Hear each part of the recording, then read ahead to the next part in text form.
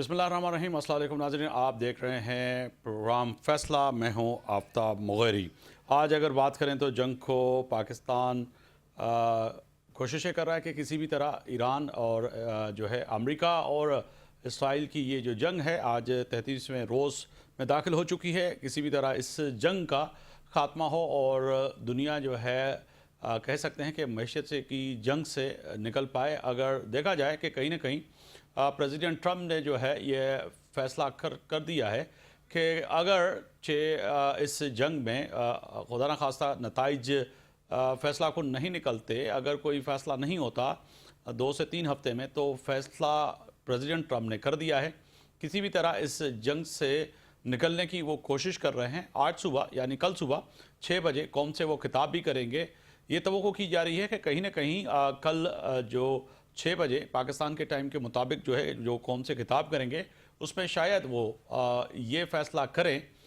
जो मुख्तलिफ एक्सपर्ट हैं उनका जो तज्ज़िया है वो यही है कि कहीं ना कहीं ये 33 रोज़ जो इस वक्त इस जंग को हो चुके हैं कि प्रेसिडेंट ट्रम्प जो है इस जंग से निकलने की कोशिश करेंगे कि किसी भी तरह इस जंग से निकला जाए। और इसी के साथ साथ प्रेसिडेंट ट्रम्प बारहा ये कह चुके हैं कि ये जो जंग है ये हमारी जंग है ही है, मगर इसके साथ वो ममालिक ख़ास तौर पे यूरोप की अगर बात करें तो उन्होंने आज भी कहीं ना कहीं यूरोप पे कई ममालिक पे जो है तनकीद करते हुए कहा कि यूक्रेन की जंग में हमने साथ दिया, मगर जो कि हम नेटो का जो इत्तेहाद था उसको मैं समझता हूँ कि वो कागज़ का एक शेर था और उस पर एतबार नहीं किया जा सकता। और मैं पहले भी नहीं करता था, सिर्फ मैं नहीं मगर पुतिन भी यही समझता है कि ये कागज़ का शेर है, इस पर एतबार नहीं किया जा सकता।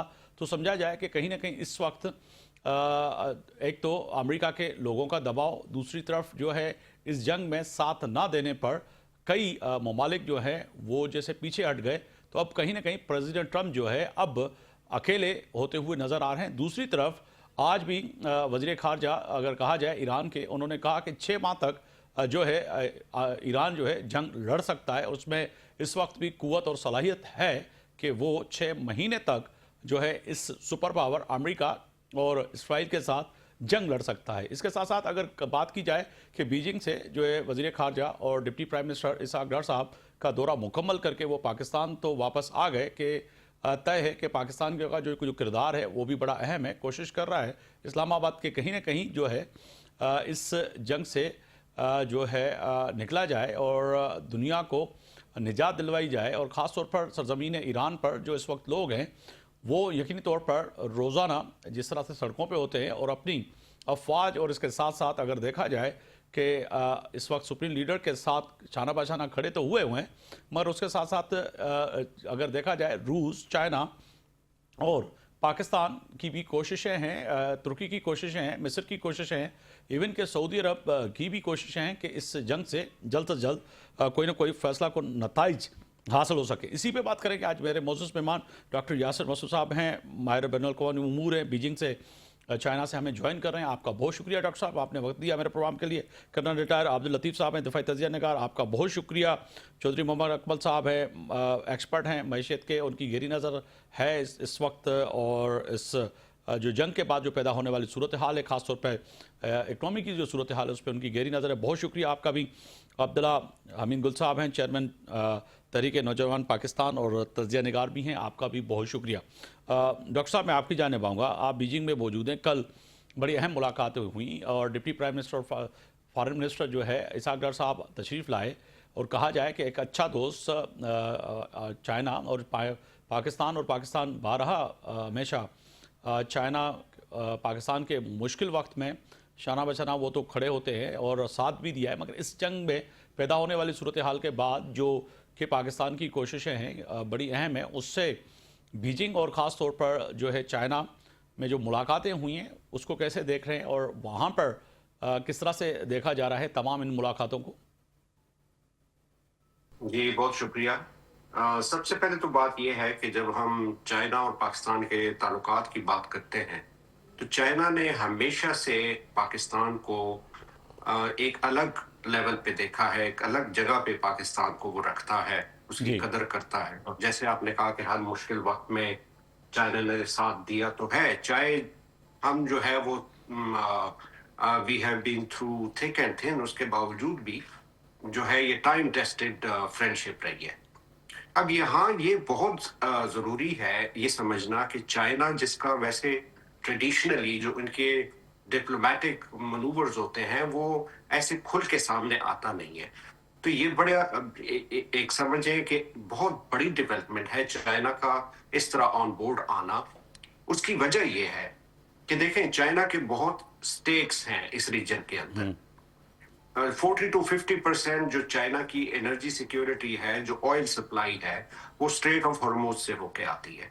बिल्कुल। हाउएवर चाइना ने ओवर द इयर्स अपनी जो एनर्जी सिक्योरिटी है उसको बहुत डाइवर्सिफाई किया है, ग्रीन ट्रांजिशन की तरफ गए हैं, मगर उसके बावजूद भी इन द लॉन्ग रन अगर ये डिसरप्ट रहता है स्ट्रेट ऑफ हॉर्मुज, तो वो चाइना की जो एस्पिरेशंस हैं इकोनॉमिक और स्ट्रेटेजिक, उसको बैडली हर्ट करेगा। एक चीज तो ये है। दूसरी ये है कि चाइना की तरफ दुनिया की नजरें थी, इवन चाइनीज अवाम की भी नजरें थी कि ये जो जितना बड़ा मैस क्रिएट हो गया है वेस्ट एशिया के अंदर, और किस तरह के जो है वो डिलूजनल किस्म के लोग अपनी अपनी ऑब्जेक्टिव्स के लिए वो एक दूसरे को मार रहे हैं। तो ये समझ रहे थे, लोगों का भी थोड़ा सा था अपनी हुकूमत के लिए कि आप स्टेप अप करें और इस मसले को हल करें। ठीक है। तो इस तरह चाइना का जो क्लाउड है रीजनल और ग्लोबल, यूएन सिक्योरिटी काउंसिल का मेंबर है, जिस तरीके से उसने एक मल्टीपोलर वर्ल्ड ऑर्डर क्रिएट किया है, उसमें चाइना का ऑन बोर्ड होना और गारंटोर बनना बहुत बड़ी डेवलपमेंट है। तीसरी अहम बात यह हो रही है, जो मैं समझता हूं सबसे अच्छी चीज हुई है, पाकिस्तान ने इब्तिदा की है कि कोई आउटसाइडर, कोई रीजनल या ग्लोबल हेजेमोन जो है वो यहाँ के फैसले डिक्टेट नहीं कर रहा। सही। जो कि जेन्युइन स्टेक होल्डर है इस रीजन के, जो सफर कर रहे हैं इस कॉन्फ्लिक्ट से, और जो कॉन्फ्लिक्ट खत्म होगा उससे वो बेनिफिट भी करेंगे। आगाज पाकिस्तान ने किया है, चाइना ने भरपूर साथ दिया है। मगर डॉक्टर साहब यही बात ईरान भी कर रहा है कि जो यहाँ इस खित्ते में जो ममालिक हैं वही फैसला करेंगे, किसी बाहर की आने वाली कुव्वत को तो हम जो है इस फैसलों में नहीं इसको करने देंगे कि जैसे कि अमेरिका है और दीगर ममालिक हैं। ईरान भी तो यही कह रहा है।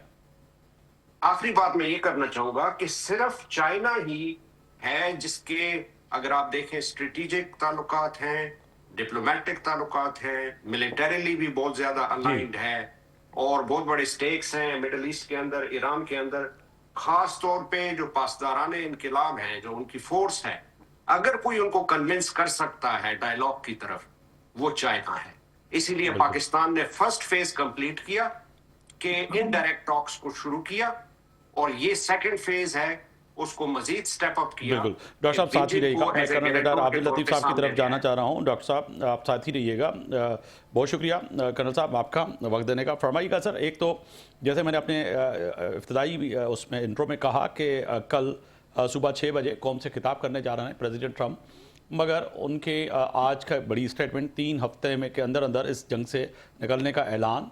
मगर कहा जाए कि क्योंकि प्रेसिडेंट ट्रंप की किसी भी बात पर इसीलिए दुनिया यकीन इसीलिए नहीं कर रही कि वो यूटर्न एक्सपर्ट बन चुके हैं। कुछ 1 घंटे पहले कुछ और कहते हैं और 1 घंटे के बाद उनके बयान चेंज होते हुए नज़र आते हैं कि कल अगर कौम से खिताब कर रहे हैं, अपनी कौम से अमेरिकन, तो क्या ये तवक्को रखी जा सकती है कि वो ऐलान करें कि जी हमने जो अहदाफ थे वो हासिल कर लिए, ग्राउंड पे जो वो कहते वो नज़र आ रहे हैं कि रिजीम चेंज भी आ गया और न्यूक्लियर जो ठिकाने थे उनको भी हमने तबाह कर दिया, तो ये लॉलीपॉप पकड़ा के और निकलने का ऐलान कर सकते हैं? जी बहुत शुक्रिया मुझे इनवाइट करने के लिए। जी देखिए, आपने खुद ही कह दिया कि उनकी बात का यकीन करें कि ना करें जी। लेकिन जब वो कह रहे हैं कि जी सुबह उन्होंने कुछ ऐलान करना है, और ऐलान करने से पहले जो वो इशारे दे रहे हैं, जिस तरह से जो उन्होंने बहुत कहा था कि जी हम रजीम चेंज किए बगैर ये वॉर नहीं खत्म हो सकती।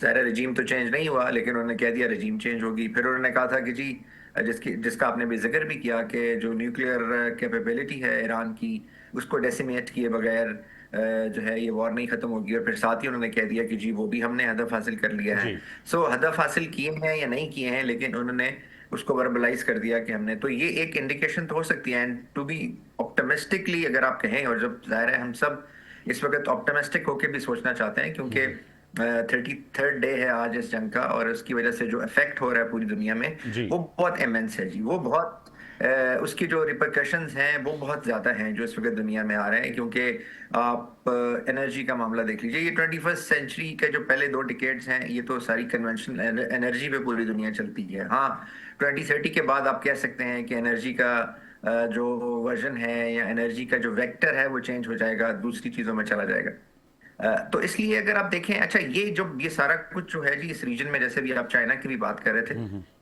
जब ये सब कुछ हो रहा था उससे थोड़ा पहले 3 मैं समझता हूँ बहुत टेक्टोनिक और कैटेक्लिज्मिक changes in a positive way अपना कुछ फोर्सेस जो थी वो कुछ वो अमल पजीर थी। उनमें से एक जो थी जी, अगर आप देखें तो ये पूरी की पूरी दुनिया का जो जियोपॉलिटिकल फलक्रम है वो पिछले 15-20 सालों से शिफ्ट हो रहा था एशिया की तरफ, और वो काफी हद तक अब शिफ्ट हो चुका है। यानी इसीलिए इसको एशियन सेंचुरी कहा जाता है। आपके सामने मिसालें मौजूद हैं, आप पैसिफिक में एशियन कंट्रीज को देख लीजिए, इंडोनेशिया को देख लीजिए, मिडल पावर्स बहुत सारी इमर्जिंग, सिंगापुर, ताइवान, चाइना आज से 15 साल पहले देख लें और आज देख लीजिए। फिर इंडिया इटसेल्फ गो के giving the devil it's due, हमारा तो हालांकि बिल्कुल। दुश्मन है, लेकिन हम तो जयशंकर साहब के स्टूडेंट नहीं हैं कि खामखा एक वो उसमें की स्टेटमेंट दे दें। लेकिन giving the devil it's due तो बहुत सारे मुल्क जो हैं वो यहाँ पे बिल्कुल। तो शिफ्ट हो गया जी। दूसरा जो है दूसरी टेक्टोनिक एक्टिविटी हुई जब कुछ स्ट्रेटेजिक मिसकैलकुलेशंस की, उसमें जाहिर है वो सामने तो इंडिया था, उसके साथ इजराइल था, कोई और भी होगा साथ, और जो पाकिस्तान के ऊपर एक बहुत मैसिव हमला किया गया। देखिए, जब आपके ऊपर 100 ड्रोन्स भेजे गए जो कभी किसी ने नहीं देखे थे, हिरोप्स ड्रोन, जी। जो जिनके अंदर 25-26 केजी हाई एक्सप्लोसिव था और टारगेट्स देके भेजे गए थे, और नोइंग वेल उनको अंदाजा ये था कि पाकिस्तान इनको ना तो ये रडार में आते हैं क्योंकि उनका रडार क्रॉस सेक्शन बहुत कम है, और वो टारगेट्स पे भेजे गए थे। और वो जब आपने सारे गिरा दिए, फिर उसके बाद जिस तरह आपने रिस्पांस दिया, तो ये एक वो चेंज थी।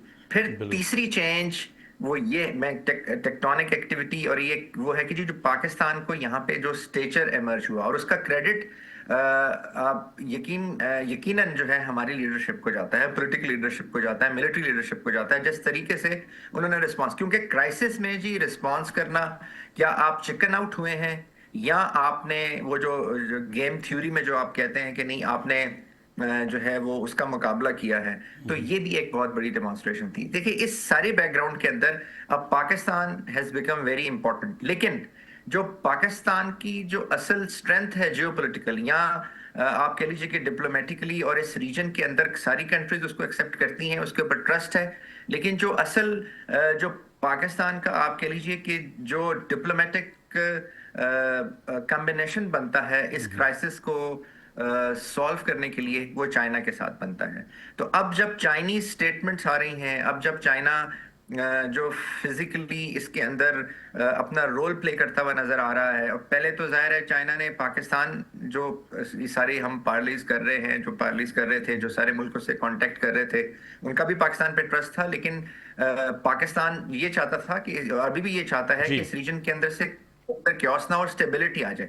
तो आई थिंक ये बहुत इंपॉर्टेंट है जी, क्योंकि चाइना ने देखिए जो अब जो है वो पीयर कंपटीटर है यूएसए का। अब ये यूनिपोलर वर्ल्ड नहीं है, अमेरिका ठीक सोल न्यूक्लियर पावर नहीं ठीक है, है। ये मल्टीपोलर वर्ल्ड है, बल्कि मगर मल्टीप्लेक्स आबिद वर्ल्ड साहब, है। दूसरी तरफ एक सवाल जो पैदा होता है कि बारहा इसकी जो है तस्दीक तो नहीं कह सकते, क्योंकि अब तक ये खबर ही है जो कि मुख्तलिफ ज़राए से आ रही है कि जो है जेडी वेसन जो है नायब सदर जो है वो भी कह रहे हैं कि ईरान से जो है बैकडोर मुज़ाकरात और बातचीत चल रही है, काफ़ी हद तक उस बात में हम जो है आगे बढ़े। मगर दूसरी तरफ ईरान ने जो है इससे डराया किया है। ईरान ने कहा डायरेक्ट तो नहीं, मगर वही वाली बात है कि पाकिस्तान और इस्लामाबाद के थ्रू जो बात हो रही थी वो तो है, मगर अब अगर ऐसी खबर आती है कि जी बातचीत हो रही है, तो समझा जाए कि कहीं ना कहीं अब जो है अमेरिका चाह रहा है कि जो है यहाँ से इस जंग से निकला जाए, क्योंकि सबसे ज़्यादा पैसा डूब गया, हासिल मकसद कुछ नहीं हुआ। जो कि आपने भी कहा, मैंने भी कहा कि वो तो कह रहे हैं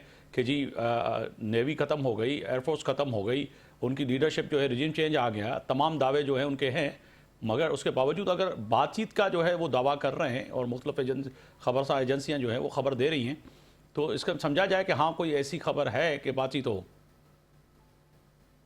जी देखिए, जो कॉम्प्लेक्स जब डिप्लोमेटिक सिचुएशंस होती हैं, वर्ल्ड वॉर वन का भी ये लेसन है, वर्ल्ड वॉर टू का भी, वो जो डोमेनो थ्योरी आई थी उसका भी यही लेसन था। फिर जिस तरह वर्ल्ड वॉर टू शुरू हुई और उसके बाद कोल्ड वॉर में भी आप देखें तो एक्चुअली जब कॉम्प्लेक्स जियोपॉलिटिकल सिचुएशंस होती हैं जो डायरेक्ट डिप्लोमेसी से हल ना हो, तो फिर आपको पता है डिप्लोमेसी में बहुत सारे ट्रैक होते हैं, ट्रैक 1, ट्रैक 1.5, ट्रैक 2। सो फिर ये सारे ट्रैक काम करते हैं। फिर देखिए, एक प्रॉब्लम है जो कि बहुत कम्प्लेक्स है, आप उसको डायरेक्टली नहीं जो है वो हैंडल कर सकते हैं या सॉल्व कर सकते।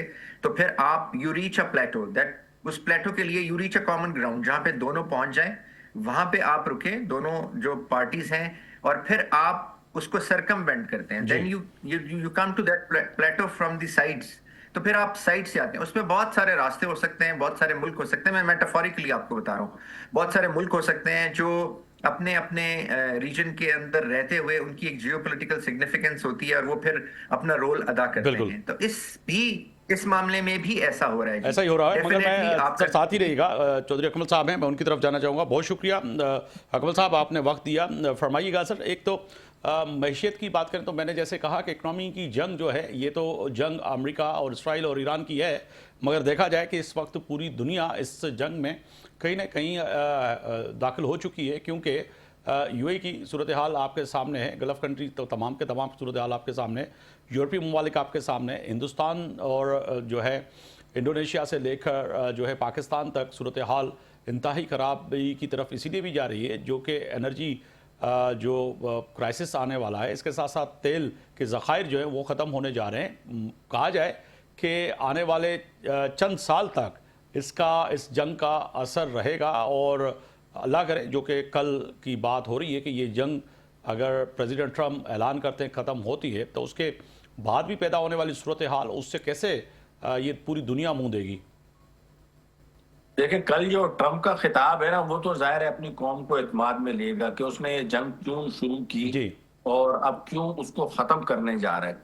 जाहिर है इस जंग को खत्म करने जा रहा होगा, इसीलिए तो उसको अपनी कौम से खिताब करने की जरूरत पेश आ रही है। और उसकी एक वजह ये भी है कि पिछले दिनों जो बहुत बड़े जो है ना मुजाहरे हुए हैं नो किंग मूव के साथ पूरे अमेरिका में और दुनिया भर में, तो उसकी वजह से भी इंटरनली भी अमेरिका के ऊपर बहुत ज्यादा प्रेशर था। और उसके साथ साथ अगर देखा जाए तो पूरी दुनिया में सिवाय इसराइल के, किसी हद तक यूएई के और किसी मुल्क ने भी इस जंग में अमेरिका का साथ नहीं दिया, बल्कि उन्होंने गैर जानिबदार रहना ज्यादा मुनासिब समझा।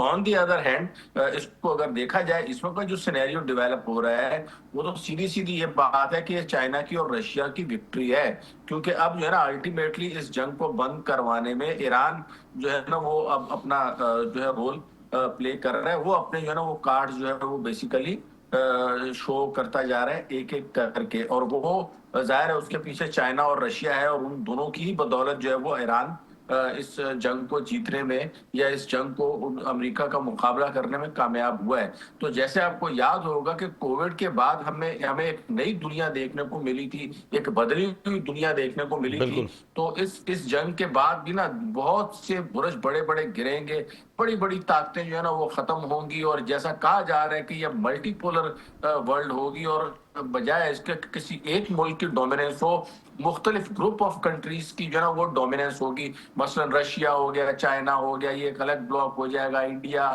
और दीगर ब्रिक्स के ममालिक हो गए वो अलग ब्लॉक हो जाएगा, अमेरिका का अलग ब्लॉक हो जाएगा, और यूरोपीय यूनियन का अलग ब्लॉक हो जाएगा। और अल्टीमेटली जो ना अमेरिका की सुपर पावरी का इख्तिताम होने जा रहा है। डॉलर की डोमिनेंस आप आने वाले दिनों में देखेंगे कि वो कम होती जाएगी। आज भी जो है वो डॉलर तकरीबन दीगर करेंसियों के मुकाबले में, जो जंग के दिनों से लेकर अब तक यूरो के मुकाबले में, पाउंड के मुकाबले में, या युआन और रशियन करेंसी के मुकाबले में बढ़ रहा था, वो एकदम से जो है वो आज गिरना शुरू हो गया है। उसके बाद गोल्ड की कीमत में भी जो है ना सब्सटेंशियली इंक्रीज आया है, बढ़ी है, क्योंकि उसके यूके के यूएस डॉलर जो है वो कम हो रहा है। तो मेरे ख्याल में अब आने वाला जो टाइम है, एक तो ये कि उसमें मुख्तलिफ जो है ना वो दोस्त ममालिक अपने अपने ग्रुप्स बनाएंगे, और आपस में ग्रुप्स की जो है ना वो ठीक है। आपने अकमल साहब हर जगह का जिक्र किया, मगर अगर बात की जाए कि गल्फ़ कंट्रीज़ की और अरब ममालिक की, और ख़ास तौर पे यूएई की बात करें,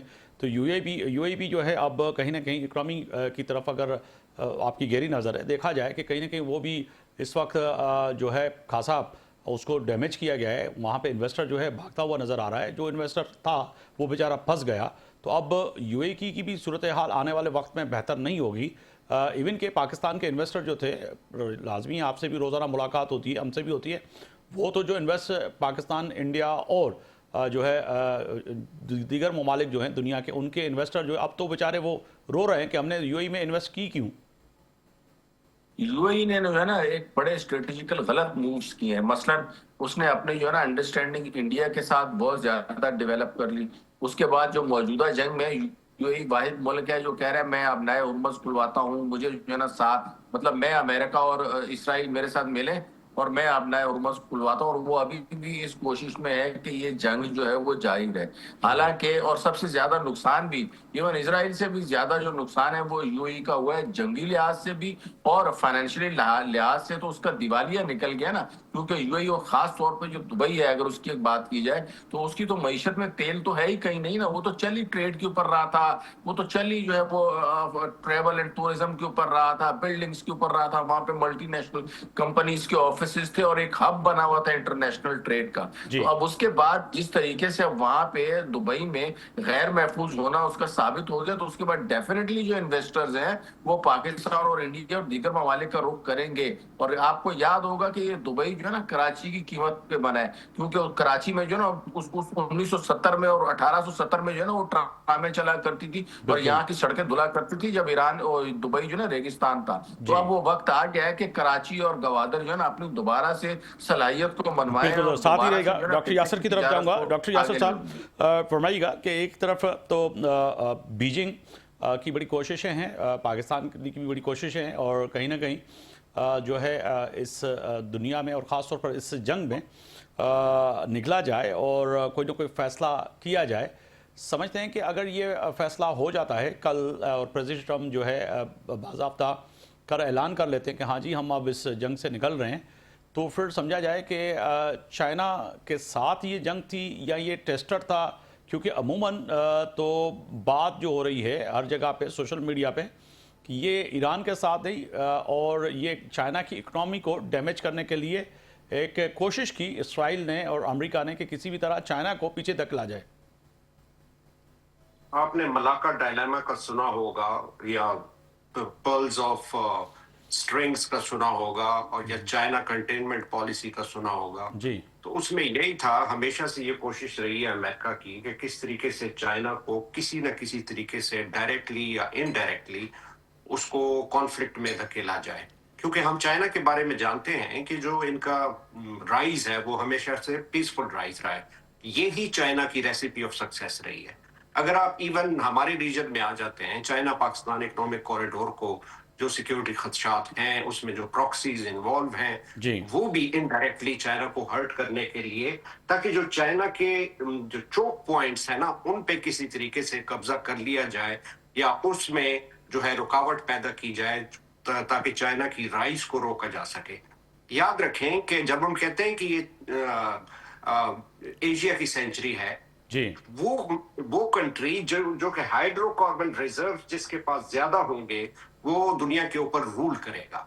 और चाइना डेफिनेटली इस वक्त इस पोजीशन में है क्योंकि वो डाइवर्सिफाई भी कर रहा है अपनी एनर्जी को, और साथ साथ अगर ये जंग खत्म हो जाती है और डोनाल्ड ट्रंप ये ऐलान कर लेते हैं जी, इसका बिल्कुल ये खुला सबूत है कि वो जितने ऑब्जेक्टिव्स लेके आए थे वो एक स्ट्रेटेजिक ब्लंडर था, और ईरान स्ट्रेटेजिकली मिलिटरीली हर लिहाज से इवन ऑपरेशनल लेवल के ऊपर भी टैक्टिकल लेवल के ऊपर भी ईरान जीत रहा है और अब अपनी टर्म्स डिक्टेट कर रहा है। अब अपनी मर्जी का एग्जिट देगा बिल्कुल। अमेरिका। डॉक्टर साहब मुझे कमर्शियल ब्रेक का कहा जा रहा है, साथ ही रहेगा। सारे मेहमान हमारे साथ मौजूद हैं, जा रहे हैं ब्रेक पे। ब्रेक से वापस आएंगे तो कई सवाल हैं जो वापस आके कोशिश करेंगे कि उनका जवाब लें कि क्या तय है कि प्रेसिडेंट ट्रंप अगर कल ऐलान करते हैं तो पाकिस्तान समेत पूरी दुनिया की इकनॉमी कैसे वापस आएगी। और ख़ास तौर पर जिस तरह से डॉक्टर साहब फरमा रहे थे कि कहीं ना कहीं चाइना यकीनी तौर पर एक आलमी और सुपर पावर है इकनॉमी का, और दुनिया की नज़रें अब चाइना पे हैं, और ईरान भी बारह कह चुका है कि अब ट्रेड अगर होगा तो फिर चाइनीज़ करेंसी में होगा, डॉलर में नहीं होगा। तो क्या आने वाले वक्त में डॉलर मज़ीद जो है उसकी कहें कि गिरता हुआ नज़र आएगा, या फिर प्रेसिडेंट ट्रम्प इसी साल जो कह सकते हैं कि मिड टर्म इलेक्शन जो होंगे उनमें उनको घर भेजने का फैसला अमेरिकन अवाम करेगी या नहीं करेंगे? वापस आएंगे तो इसी पे बात करेंगे।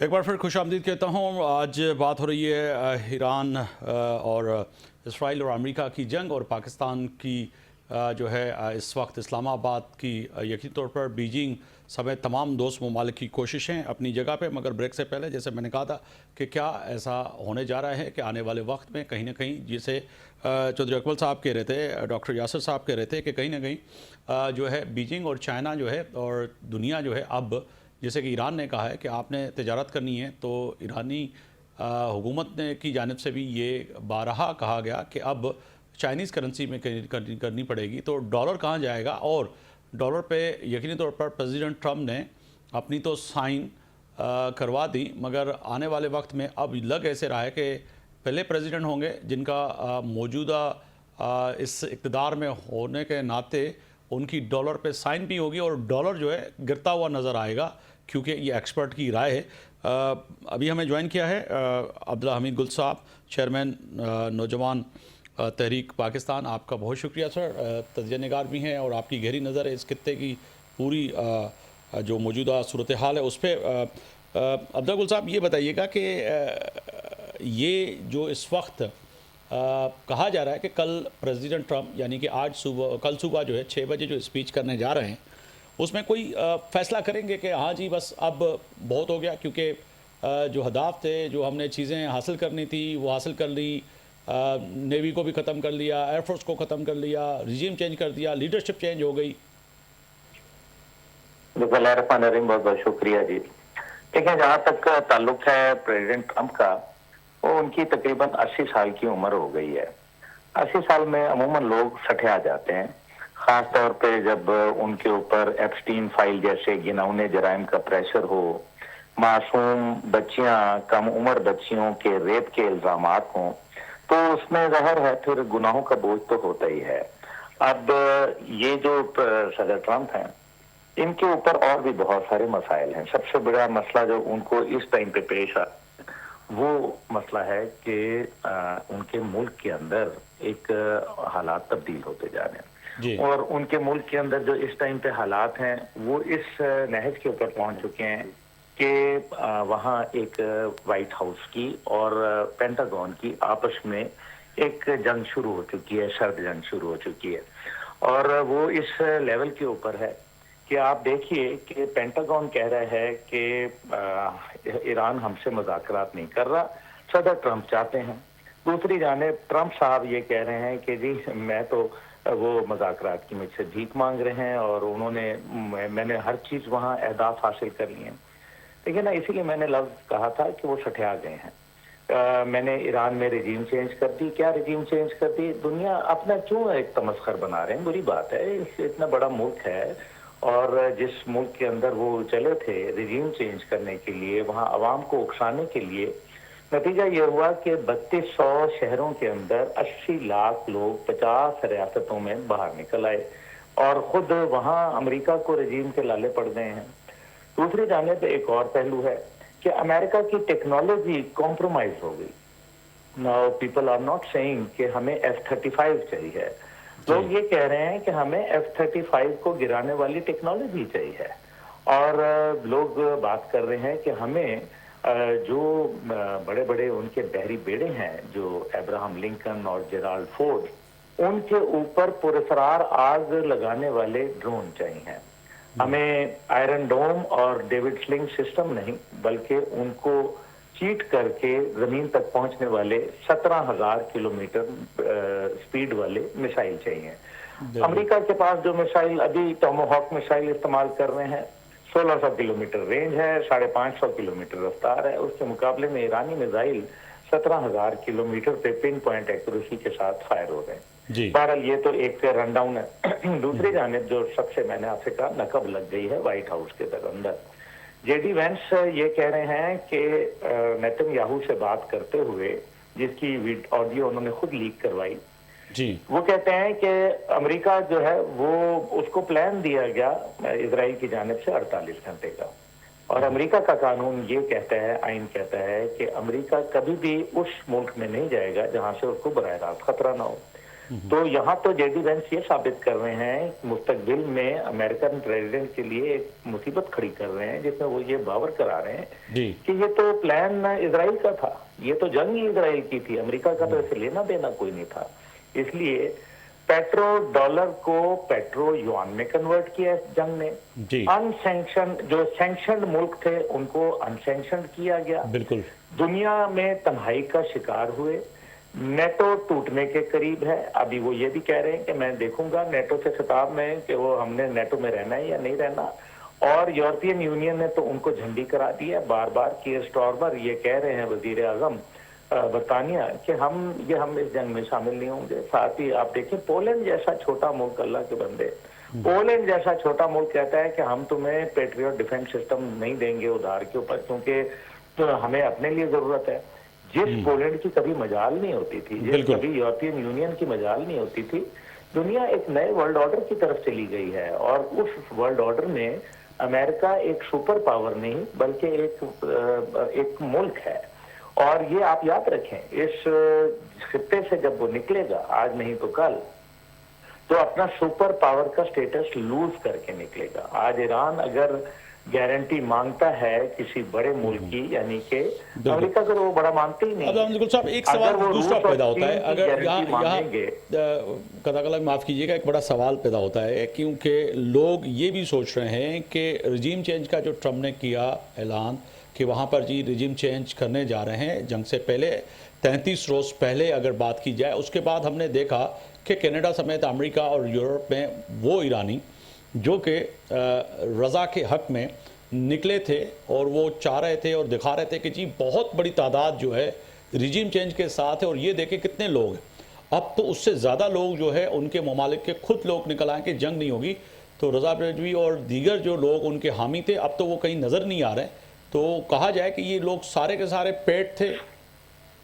देखिए, रज़ा पहलवी का तो पहले भी मैं पहले दिन से कह रहा था कि रज़ा पहलवी की कोई हैसियत नहीं। असल में बहुत सारे लोग क्योंकि ईरान गए नहीं हैं, मैं तो ईरान गया हूं कई दफा और मुझे तमाम इनकी लीडरशिप से मैं वाकिफकार हूं, जो शहीद भी हो गए और जो अब है। देखिए, बात सीधी सी है कि जब रज़ा शाह पहलवी के वालिद हुकूमत कर रहे थे तो पूरे तेहरान में एक सड़क थी, एयरपोर्ट से लेके बादशाह के महल तक, और ये आलम था कि अंग्रेजी पढ़ने की इजाजत नहीं थी। आला तालीम हासिल करने के लिए सिर्फ और सिर्फ शाह के जो वफादार थे या उसके खानदान से जुड़े हुए लोग थे, मनपसंद उन लोगों को इजाजत थी। ये आलम था। तो क्या ये ईरान को वो देना चाहते थे? तो ईरान को मालूम है, उसने तो दीवार गिरिया के साथ खड़े होकर ये वादा किया था कि मैं ईरान को डीन्यूक्लियराइज करूंगा, उसको मैं मिसाइल प्रोग्राम से महरूम करूंगा, उसको एक मैं लिबरल और सेकुलर सोसाइटी बनाऊंगा जैसे वो माजी में करते थे। रोजा वो शराब से खोला करते थे मौसूफ,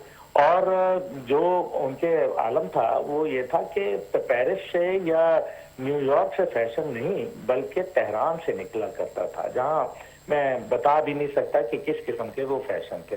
जी मकसद यहाँ ये है कि वो रज़ा पहलवी का जो, और फिर रज़ा पहलवी वो पहला शख्स है जिसने अपनी बेटी की शादी जो ब्रेड शर्मन से करवाई है, जो कि एक यहूदी है और वो अमेरिका के अंदर कारोबारी शख्सियत है, और बाकायदा जो मलका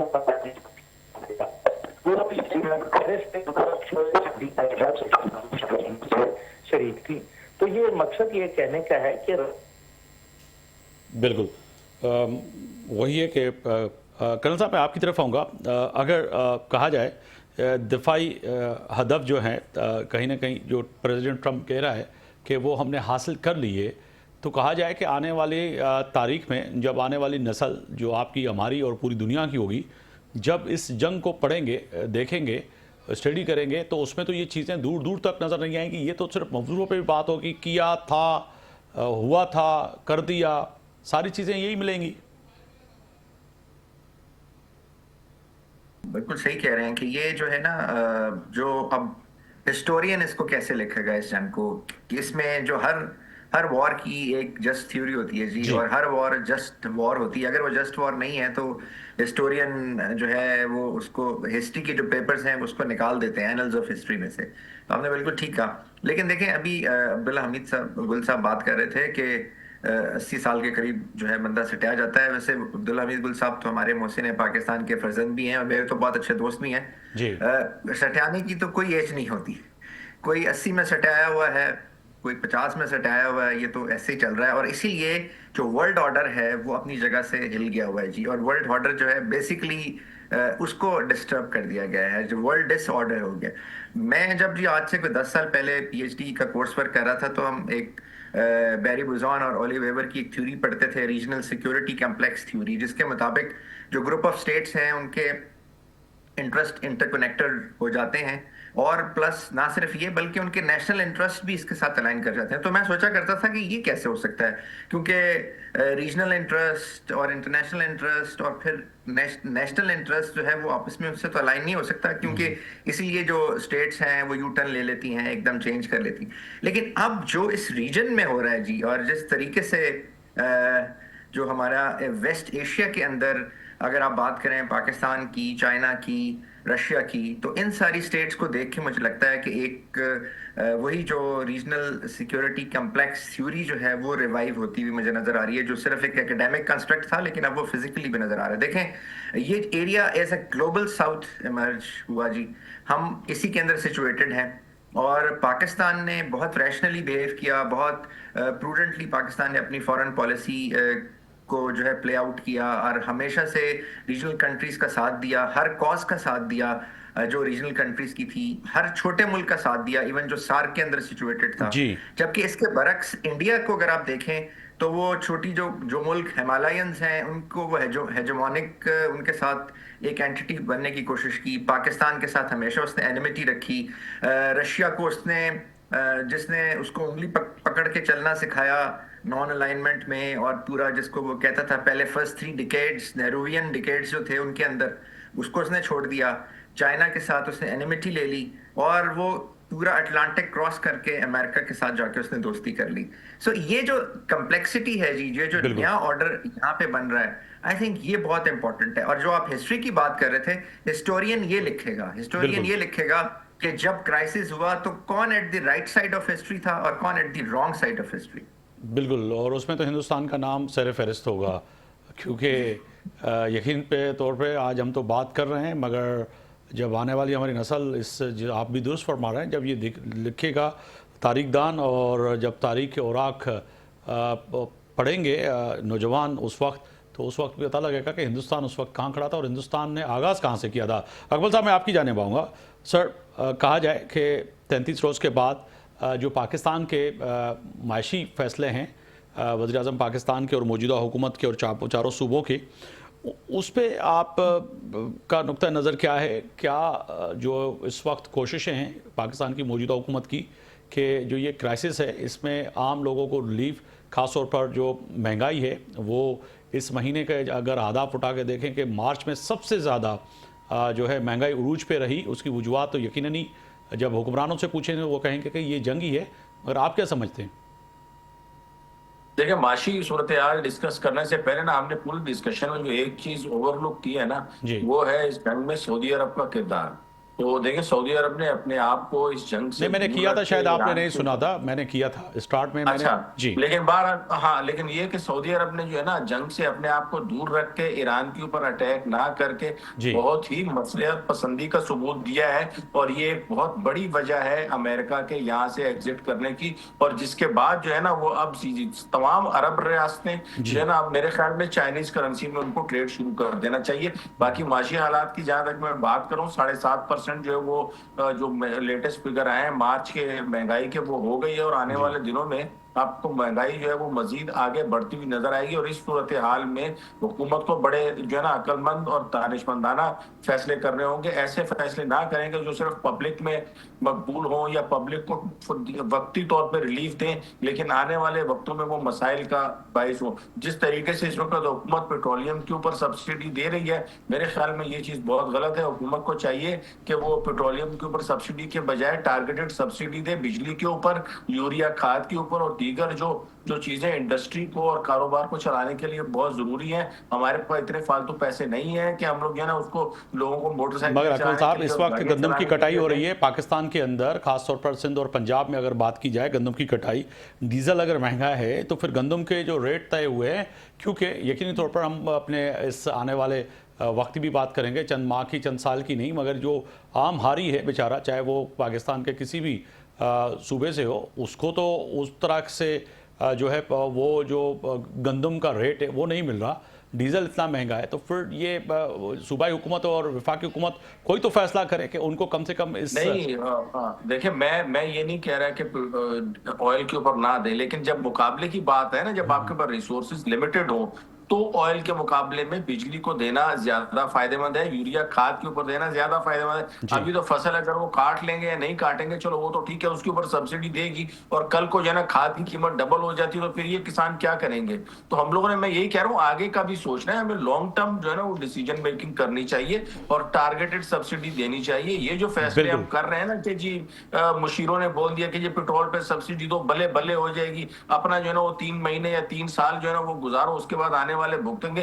खुदा का वास्ता इस किस्म की पॉलिसियां जो है ना वो आप लोग खत्म करवाएं। पाकिस्तान को अगर बहुत शुक्रिया मोहम्मद अकमल साहब, आपका आपने वक्त निकाला। डॉक्टर यासिर रसूल साहब आपका बहुत शुक्रिया, और अब्दुल्ला हमीद गुल साहब आपका बहुत शुक्रिया, कर्नल रिटायर आबिद लतीफ़ साहब आपका बहुत शुक्रिया। तय है कि आज कोशिश की कि कम से कम जो है ईरान और पाकिस्तान और ख़ास तौर पर जो है अमेरिका और इसराइल की जो जंग है, पाकिस्तान का जो किरदार है बड़ा अहम है। और इसके साथ साथ अगर कहा जाए कि कहीं ना कहीं जो पाकिस्तान की कोशिश है वो बड़ी अहम है कि आने वाले वक्त में इस दुनिया के तमाम ममालिक को इस जो इकनॉमी की जंग है उससे निकालने में जो पाकिस्तान का किरदार है वो आने वाले वक्त में यकीनी तौर पर तारीखदान जब भी लिखेगा तो पाकिस्तान का जो नाम है वो सर फहरिस्त पे आएगा ही आएगा। कल तक मुझे इजाज़त दीजिए, अल्लाह हाफिज़।